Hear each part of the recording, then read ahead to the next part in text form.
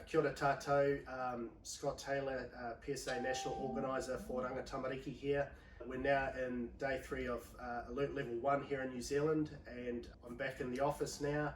It's really good to be here with our PSA National Convener, Rob Teppett. So we thought we'd do a podcast because we've been doing live feeds on our closed Facebook page, but obviously not everyone's on social media. So we'll continue doing this platform of getting our message out to membership on the ground. So these podcasts will be up on the PSA website, and all of our newsletters forthwith will have a link on the bottom. So it's kind of like a weekly or a fortnightly update to members on what's going on.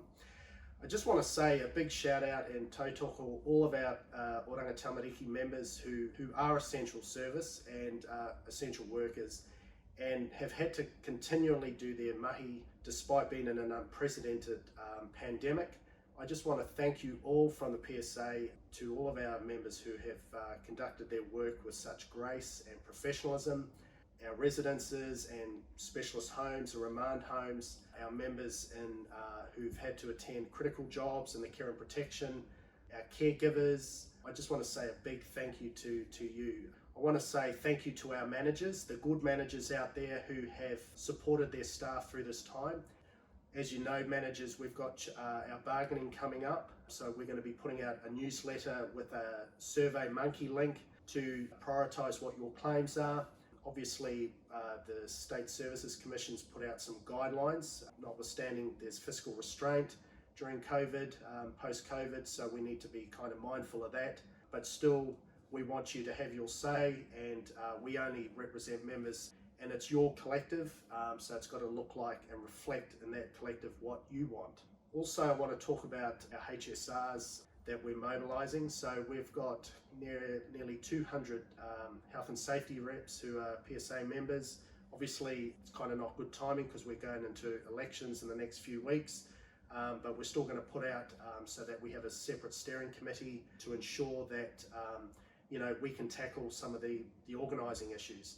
COVID-19 has taught us that our members are at the epicentre of this pandemic, with the mahi that you do looking after vulnerable tamariki, our rangatahi and our pepe. But also, as union members, we're at the epicentre of that recovery, and we play a really critical part in that. So mobilising the health and safety reps and a separate steering committee will ensure that we can start making some really big changes. We confronted and tackled the scourge of the COVID-19 as a collective, as our social solidarity, and that's really good experience. Now we need to tackle some of the daily scourge that happens in our workplaces, like bullying, like mental well-being, addressing trauma. Your work and mahi is very difficult, and we know that, and it affects people differently. So we just need to make sure that our union is about people, it's about supporting people, and it's about ensuring that we look after each other. History tells us that the only way that we can win change is through our collectivity and ensuring that we stand together in solidarity, and then change comes from that. So we need to start associating our workload, our caseload, particularly in the care and protection space. Your PSA National Delegate team have got some priorities that we want to implement over the next 6 to 12 months, which is to address the workload, which is to address workplace culture and well-being for our staff, our members. We want to ensure people go to work safely and then they go home safely. We know that you do your best work and best practice when you feel safe and supported. So we want to be that vehicle of change. I'm going to hand it over to Rob, who's going to talk about some of the things that has been happening in the last week. It's been kind of an eventful week. Yeah, kia ora. Kia ora tātou, Rob Teppett, National Convener. Well, here we are in level 1, and I have to say it's great to be back in the city and to see the thing coming back to life. It's kind of inspiring really for me. I'd just like to pick up on what Scott said about the health and safety stuff. I think it's a real testament to our membership and our delegates that we really rose to the occasion through the COVID crisis. We were pretty frenetic there for a while, fighting a lot of fires and a lot of concerns from members about their concerns about safety for themselves, tamariki they were working with, and also of course their own whānau. So we came through the other side of that, and that has emboldened us as a union, which is a good thing.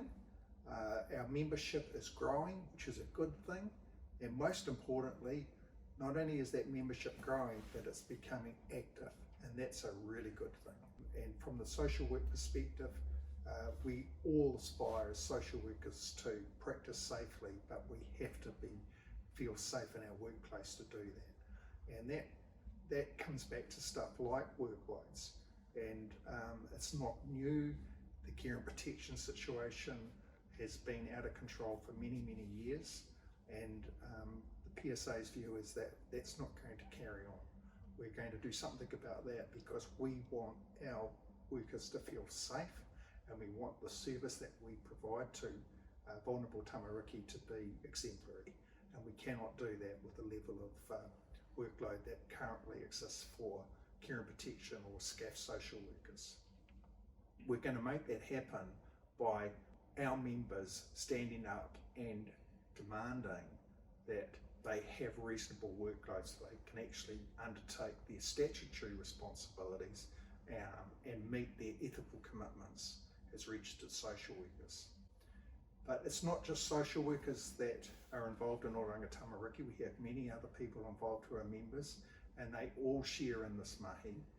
And that takes me to the other concern that we've had this week, which of course is the Commissioner for Children's report, which was quite critical of Oranga Tamariki and how it approaches the uplift of children. I'd just like to say that I've been in the organisation a long, long time, and this is not new. We often get criticised for doing the right thing or the wrong thing, depending on your perspective. And it's like we're continually the meat in the sandwich. What I say to the professionals out there and everybody who works in Oranga Tamariki, don't be dissuaded by that criticism. The work that you do is critical. Oranga Tamariki cannot stop child abuse or fix child abuse. Oranga Tamariki is the ambulance at the bottom of the cliff. Child abuse and neglect is about adult behaviour, and society has to take responsibility. All of us have to take responsibility as adults for challenging those adults whose behaviour leads to the abuse and neglect of children. And that is our collective responsibility. Oranga Tamariki picks up the pieces after the fact, and we try to do that the best way we possibly can. And I just want to tackle particularly our whānau in the Hawke's Bay, who have really been in the brunt of it, because it's not an easy job, and I think that most New Zealanders understand that. I'd also like to mention the end of year assessments that are coming up. The financial year ends the end of this month, 30th of June, and this year we're going to be continuing to use what we call the simplify and reset approach to performance assessment, professional development. So I encourage you, everybody who's a member, to have that discussion with their supervisor and their manager about what their needs are for going forward, what their training needs are, what they'd like to do in their job in the next 12 months, and also stand proud about what you've done in the previous 12 months, particularly through COVID, because you have been essential workers. Everybody else has been, locked down, and you've still had to go to work and support this critical work, and that has to be recognised. So be proud of that work, and don't be a shrinking violet. You're entitled to be recognised and rewarded for the effort that you've made through unprecedented times. Next year, hopefully we'll have a better remuneration system. We were hoping to get that over the line by 1 July this year, but that hasn't happened. But what we're looking at is a remuneration system that's fair, that's transparent, that's equitable. We're going to get rid of the scourge of performance, pay, and mechanisms that try to pit one worker against another, because at the end of the day, we're only going to improve the quality of mahi we do if we all work together. In July, Manu, Hunter, Scott and I are going to be starting our visits around the country again to connect with members. This is a really important process for us because everything that we do has to be member-led. So we're really wanting to get out and meet as many members as possible, hear what your concerns are, hear what your expectations are of the PSA in terms of supporting you in the work that you do. So we're going to be out there in your workplaces, in the residences, in the offices, around the country, barnstorming, if you like, getting out and about, because we really want to know what's going on for you. And I just want to also tautoko all of our national delegates who have shared their stories with you and told us what is going on in their part of the world. And that, I guess, is an example of our big, bold union. One is that our delegates have continually advocated for members and represented them industrially, but also supported our members personally through COVID, and just that's what they do on a day-to-day basis. So I really want to thank our PSA delegates for doing that. And just finally, our clusters, so our national delegates are going to go into a cluster module. So every fortnight, the clusters, those upper north, lower north, South Island, and our residents, national delegates and the Oranga delegates will meet, and then on the alternate week we meet collectively as a national group. 5 key things that we're our priorities for the next 6 to 12 months is workload. In the care and protection space, we know that caseload's an ongoing issue. It's been an issue for a long time, so we encourage you to SOSHI, fill out a SOSHI, report it to your health and safety rep, report it to your delegate, reach out to the PSA, to your organiser. We've got an email, PSA OT WHS at psa.org.nz. So workload's an issue, well-being in the workplace and inherent bullying. Recruitment and retention's a big issue with Oranga Tamariki, and that's kind of the parents of a lot of the issues that happen for staff out there. So we're going to be going out around the universities and the schools to start having those conversations with students. So we want people to come to Oranga Tamariki, be the attractive employer of choice, and do amazing work. One of the things that COVID has shown us is that the requirement to work flexibly, and a lot of people were working from home, and one of the things that's been interesting about that is that there have been productivity gains in many aspects. So from the business point of view, it's a good thing, obviously, and we need to build on that going forward. So obviously some people are taking time after COVID to reassess the work-life balance issue, and that's important. That's a health and safety issue, because if they've got that balance right, they're going to do better work when they're at work.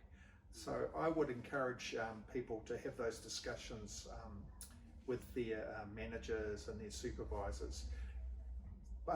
Flexible working can't be completely equitable across the board in Oranga Tamariki, because some of us work in residences where there's sort of fixed shifts and stuff like that, but many others can. So if it suits people to work flexibly, I think we should be pushing that, because it's good for the business in terms of productivity, but it's also good for the well-being of our members. So have those discussions on your sites within your teams about what would work for you. Thanks for listening, and thanks for all the work that you do. We'll be in touch very soon. Yeah, kia ora everyone. Thanks for your membership and your support out there.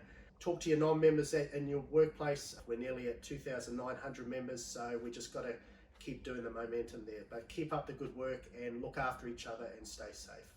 Kia ora.